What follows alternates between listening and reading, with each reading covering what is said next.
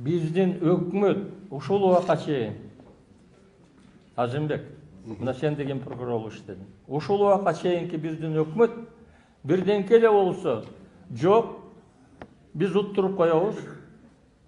Биздин эл аралык деңгээлдеги юристтерибиз жок, биздин аргументибиз жок дегени бул кыргыз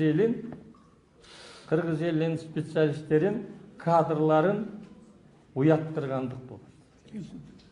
Келесоо кылгандык, жекелегендик.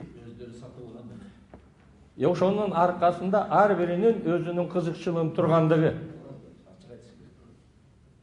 Болбосо, кантип ушул эмне үчүн анда биз эгемдүү мамлекетпиз дейбиз, эгерде ушул убакка чейин международный деңгээлдеги сотторду даярдалбасак. Биз өзүбүздүн жакшынакай кыргыз балдарды эстебей жатабыз. Ошолорду эсептебей жатабыз. Мына бизде Америкада, Англияда, Францияда, Кытайда, жана башка жакта окуп келген жакшынакай балдарыбыз бар. Керек болсо эл аралык опыттуу, тажрыйбалуу адвокаттарды жана башкаларды тартууга болот. Эң негизи буга эрк керек. Бүгүн мына жаңы президент келди, жаңы өкмөт келди.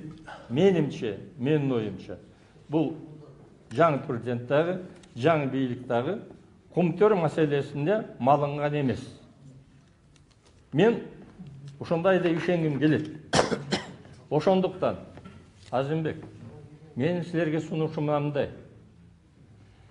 Силер бүгүн өкмөткө дагы, президентке дагы каршы болбой эле койгула. Тескерисинче, өкмөттү, президентти баш кылып, коомчулук, мына ошолордун арасыңарга могул жерде отурган аксакалдар биз деле кошулуп берелик, өзүбүздүн ой пикирибизди айтып берелик.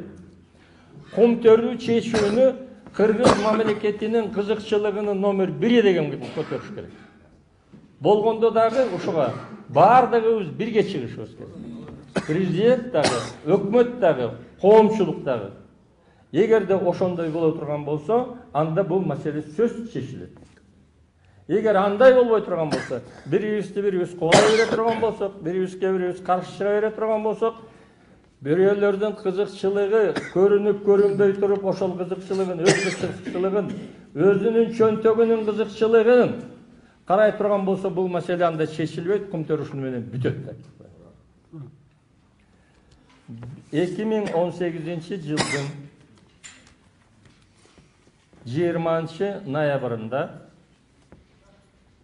Кыргыз Республикасынын президенти Сооронбай Шарипович Жээнбеков экс-төрагаларды, экс-премьер-министрлерди чогултуп бир жыйын өткөрдү. Мына Алмамбет Матабраим экөөбүз дагы болдук ал жерде. Мен ошол жердеги өзүмдүн сөзүмдү бир нерсени айттым. Президентке кайрылып айттым. Сооронбай Шарипович, 2016 жылкы Конституцияга өзгөртүү киргизилгенде, ошол Конституцияны ишке киргизүү боюнча конституционный закон кабыл алынды. Ошол конституционный закондун 2 статьясы жазылып турат. Кумтөр боюнча специальный бир статья жазылып турат.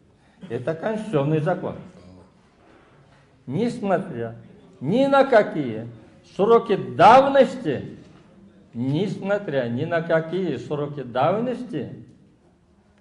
рассмотреть ответственность всех лиц, которые были связаны с кумтөрдү. Эң туура чечим болгон болуш. Мен айттым, Сооронбай Шарипович, Конституциянын гаранты катары мен сизге кайрылып жатам. Ушул Конституциянын статьясын толук бойдон аткарылышына өзүңүз контролго алыңыз деп кайрылдым. Бүгүн дагы ошону айткым келет. Бул закондун кабыл алынганына мына уже 2 жыл болуп баратат. Даже 3-чү жылга баратат. Ошол статья ошол бойдон тып-тынч гана жатат.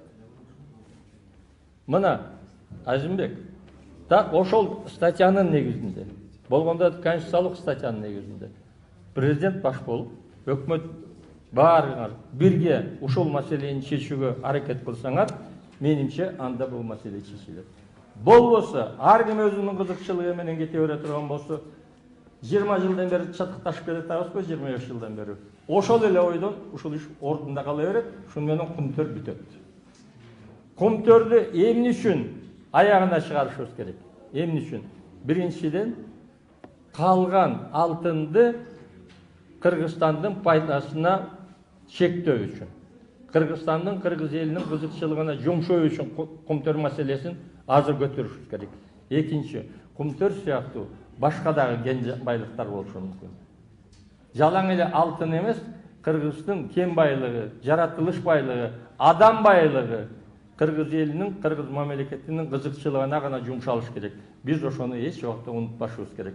Ошон үчүн кумтөр бул бизди текшере турган, биздин принципиалдыгыбызды көргөзө турган, биздин өзүбүздүн адам катары, мамлекет катары эгемендүүлүгүбүздү сактай ала турган, эч кимден коркпой турган эл экендигибизди көргөзүшүбүз керек.